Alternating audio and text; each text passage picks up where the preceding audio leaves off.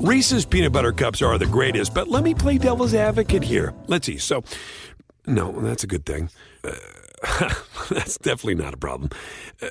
Reese's, you did it. You stumped this charming devil. The Red Grange Football Show with that all-time All-American Red Grange.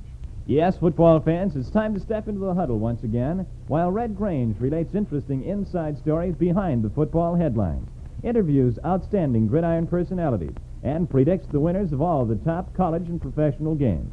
Now here he is, the man they call the Galloping Ghost from Illinois, Mr. Football himself, Red Grange. Thanks, Bob Finnegan. Well, fans, the season is far enough along now for us to single out the really outstanding players of this topsy-turvy football campaign. We'll be back in a moment with our nominations for the great stars of 1950. We'll also have our predictions on all the outstanding college and professional games. But first, a brief time out for an important message from our announcer. One of the interesting things about football is that teams and players never quite develop the way that the experts and coaches predict that they will in their preseason estimates. Now, for example, down at Illinois this fall, the talk was all about Johnny Karras. Of course, Johnny broke the Big Ten ground-gaining record last season as a sophomore. But even though Karras has played brilliantly again this year, the biggest ground gainer for Illinois has been a fullback named Dick Raklovitz. And Dick was converted from quarterback to fullback more or less as a desperation move. Now, our guest today probably follows the ups and downs of the star players as closely as anyone in the country. He's Bill Fay, sports editor of Collier's Magazine. And each fall, Bill works with the American Football Coaches Association in selecting Collier's All-American team. Bill, have you noticed any surprises this year? Say, players who have unpredictably developed into stars? Red, there's a boy named Andy Hillhouse down at Texas A&M. Andy is a draft choice of the New York Giants, and he might have gone into pro football this fall, but instead, at the last moment, he went back to school. They were so surprised to see him down there that they didn't have his name in any of the preseason releases, and I don't think his name was even in the opening game program. But since then, he's been one of the 4 or 5 outstanding ends in the country. Red, can I break in here with a question? You mentioned Raklovitz a few minutes ago, and it brings up a question which came in this week in a listener's letter. And the question is this, Red. How can Raklovitz, who probably doesn't weigh 180 pounds soaking wet, play fullback and do such a good job? Well, Bob, I think that there's a misconception about fullbacks in the T formation. Now, they don't have to be the same type of big, heavy, powerful runner that you need in that single wingback. That just isn't so. I think the big assets of a T formation fullback are probably, well, let's say 3. He must be speedy. He must be able to run and get outside of those ends. He must have maneuverability to get around, and he must be able to go each way, that is, to his right or to his left. He has just about the same plays that the halfbacks have going each way. Of course, a T fullback must have a fair amount of power. But his big assignment is to be able to get outside the ends, and I mean either end. Actually, powerful halfbacks who are a step closer to the scrimmage line when the play starts usually are the most effective in the T formation, even more so than the fullback. Red, when the Bears were introducing the T back in 1940, I think their most potent runners on quick openers were the halfbacks, McAfee and Gallarno. Whereas Phil Osmanski, their famous fullback, is the man who started that business of running around the ends. That's right. Bill could really move, and he was a great fullback, Bill. And getting back to our mid-season size-up of the outstanding stars, I was wondering, Bill, who seems to be shaping up in the coach's scorecard as the player of the year? Well, first I'd say Janowitz of Ohio State. He's a one-man backfield. He does almost everything. And right behind him, there's Heath of Oklahoma, the man they call Mule Train out at Oklahoma. Good word for it, I guess. That every year, Bill, it seems you can find a few players who seem to stand out by virtue of their color as well as their ability. And thinking back, I can always remember fellas like Jack Cannon, the old Notre Dame guard who played out there without a headgear, and little Albie Booth of Yale. And has 1950 produced anyone as colorful as, say, Cannon?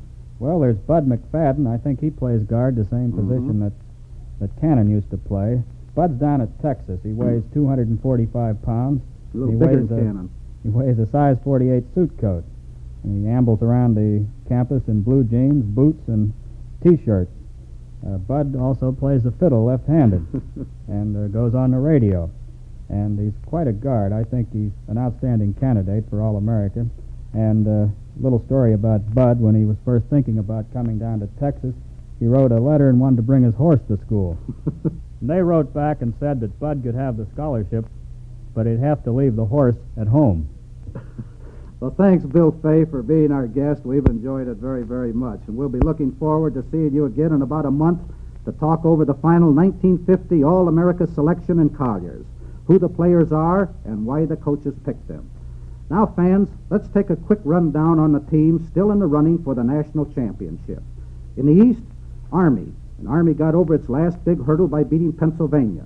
I think they have a pushover with New Mexico this coming week, and undoubtedly they will go through the season undefeated, untied, but probably will not be the mythical national... Hi, this is Angela Warner with Warner Stellian. For a while now, I've been telling you about how Warner Stellian has appliances for every budget. And yet there are still people out there that think that because of our expertly trained sales staff, our beautiful showrooms, and our professional delivery and install teams that we must be more expensive than our competition. But they can't compete with the high level of service we offer, and we definitely compete with them on price. So if you're in the market for an appliance and you weren't considering us, give us a try. You'll love your new appliances. And Warner Stellian. National title holders because they played too easy a schedule. Ohio State, I think that they're looking better each Saturday and probably right now are the best team in the country. Down south, it's Kentucky. But Kentucky, like Army, have not played too robust a schedule. They'll have to win convincingly over Tennessee 2 weeks hence to merit real national championship consideration. In the Southwest, Oklahoma's on top by virtue of an earlier 14-13 win over Texas.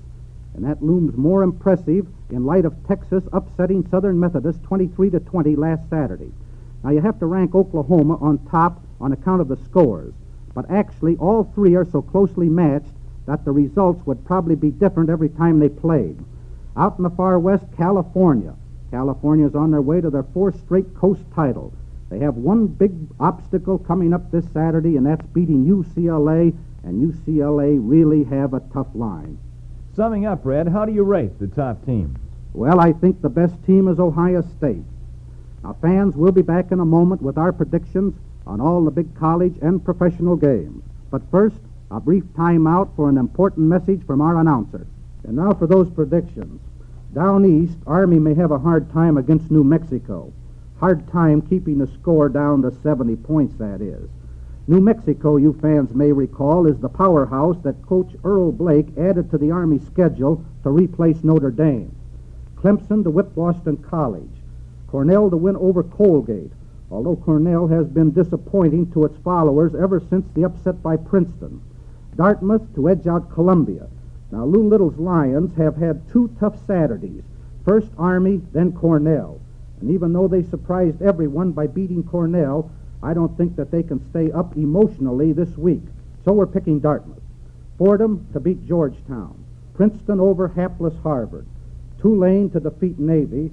West Virginia to edge out Penn State, and Penn to win over Brown without too much trouble. In the Midwest, there's an important Big Ten clash between Ohio State and Wisconsin. Well, Wisconsin is a resourceful team. Now, the Badgers have an alert defense, and they capitalize on fumbles and interceptions. However, Michigan moved through them for 3 or 4 touchdowns, and I think that indicates that their line has a weakness, and a weak line isn't going to stop Ohio State from scoring. We'll take the Buckeyes, and I don't think it's going to be too close. Let's say 35-6. I think that'll be a good guess. Now, elsewhere in the Midwest, it's Michigan State over Minnesota, Nebraska to edge out Kansas State, Michigan to beat Indiana. Although the Wolverines are having a lot of backfield injuries up there, and Indiana could win if the Chili can click as he did against Notre Dame.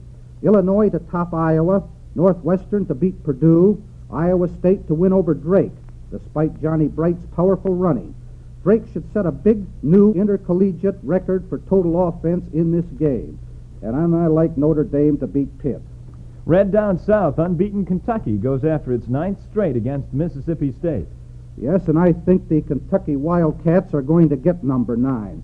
With Babe Perilla passing and Bill Lascavar picking up plenty of yardage at fullback, they'll have entirely too much offense for Mississippi State.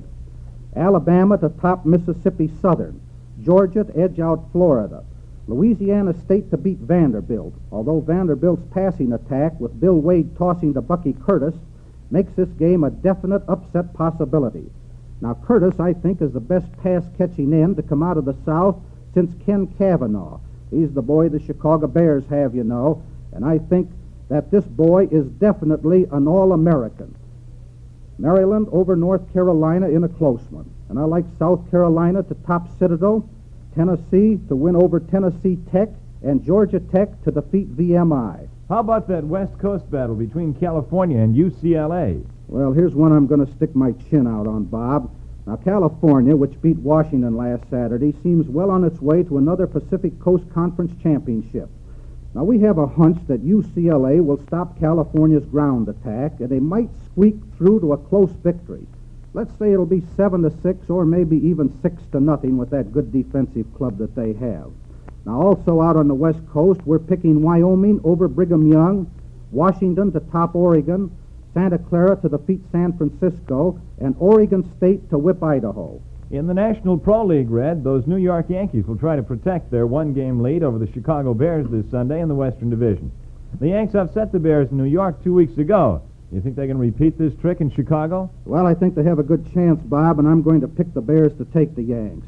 I like the Eagles to beat Washington, the Steelers to take Baltimore, the Browns to lick the San Francisco 49ers, the Giants to take the Chicago Cardinals, and the Rams over Green Bay.